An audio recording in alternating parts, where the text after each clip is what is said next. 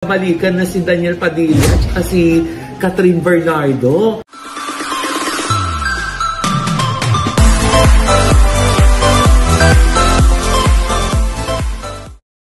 Balikan na si Daniel Padilla at saka si Catherine Bernardo. Totoo ba? At sinasabi nga nung iba, ay, hintayin namin yan sa Ojo Diaz Showbiz Update. Kung totoong mag-jowa na ulit sila.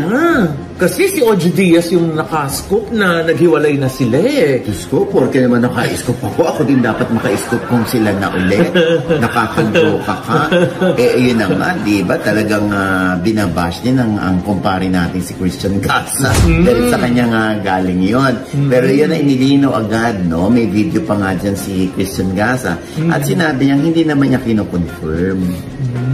Oo, nagkaayos. Oo, yung nagkabalikan ay i-confirm pa lang daw niya. Kaya nga, di ba? Dahil dyan, nagkagulo yung mga fans. Yes! Oo, dahil yan na nga, nagkakadugtong-dugtong na yung pinagtatagni-tagni nila yung mga pagkakataon na parang, kaya pala si Alden Richards nag-stop na ng paniligo kay Catherine dahil nga nagkabalikan itong si Daniel at si Catherine daw. True? Ay, Diyos ko, hindi. Oo. Iba yung rason kung bakit huminto. Parang may surot. Hindi gusto kong kumamot. Naiyak na gano'n. Pero kinamot ko na din siya. Anyway.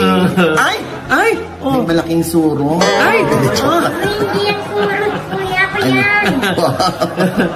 Nadikit lang si Brenna sa'yo, nangati ka na? Oo nga, Diyos ko. Alam mo naman yan, bigad yan. Na nga, nakakaloka. Ano na nga? Ayun na nga. So, nilinaw na ni yan through Ate Long. Oo, yung talagang number one fan ni Catherine. Nagkasama sila. Ang sabi ni Mami Min Bernardo. Eto. Mami, kumustahin mo naman yung mga fans ni Catherine? I know they're very well. Huwag kayo masyado naniniwala sa mga fake news. Basta, tanungin na lang si Tita Lo. Ayan. Huwag daw maniwala sa fake news. So, paano na yan? Ito nga, may nakausap ako, yung malapit kay Daniel. Oo. Lumayo.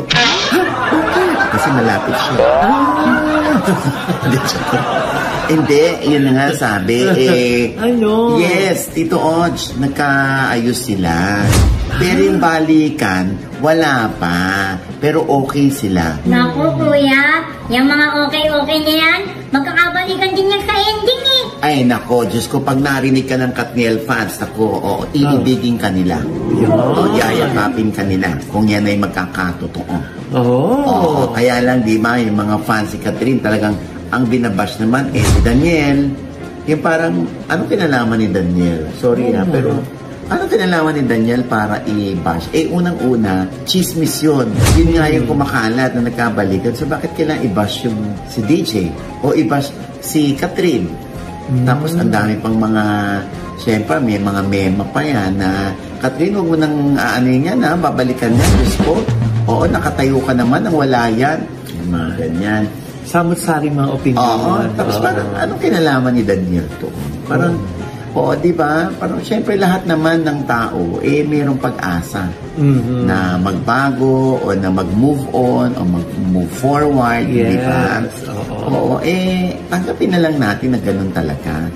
Na minsan, sa buhay ng tao, akala mo, wala na, may chance pa pala. Nakuya ka na naman, kuya. Bakit? Binibigyan mo na naman ng pag-asa yung mga fans ng Catherine. Hindi, yung sa akin lang naman yun, di ba? Parang yung mga tao, di ba? Lalo na dito sa ating bansa. Nag-explain. Hindi. Alam mo, nagre-react na ako, Mrena. Baka sabihin naman nila, may laman yung sinasabi ko. At saka talaga yung mga solid naman na yung Catherine, never silang nawalan ng ng hope na sana magkabalikan, di ba? Pero natin na yung sa dalawang party involved. Kung magiging friends na lang ba sila o magbabalikan ba sila? Only time can tell. Yes. Pero yung hypothetical question, sa'yo din, Rena, itatanong ko, mas okay ba na maging friends kayo ng ex mo o hindi? Ako okay lang. Lalo na may pinagsamahan kayo. Yes. check dapat yun. Tsaka alam mo yung tipong pag mag-friends sa kayo, ibig sabihin nakalimutan nyo na yung nakaraan. Kasi pag yung, well, meron naman na hindi, para lubos ako makalimot. Totally, i-block ko siya eh. Ano, para ayoko na siya makita at ayoko siyang maalala. O, kasi ito yung klase ng pag-move on ko. Oo, kuya, tama ka. Diba? Wala problema kung maging magkaibigan ulit sila, kuya. Tama. 12 years sila, kuya. Matagal yung ano nila, yung pagsasama nila. Basta naman mapagkakasunduan yung hindi pinagkaunawaan nung nag-iwalay, di ba, Nay?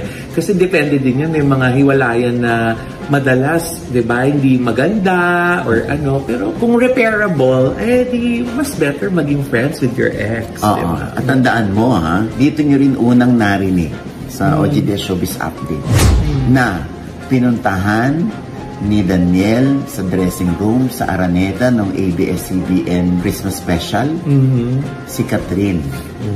Lumabas yung mga glam team para bigyan ng pagkakataon yung dalawa na makapag-usap. Diba? Oo. Pwedeng doon nagsimula yun. Oo. Otherwise, talaga nag-uusap na sila sa phone.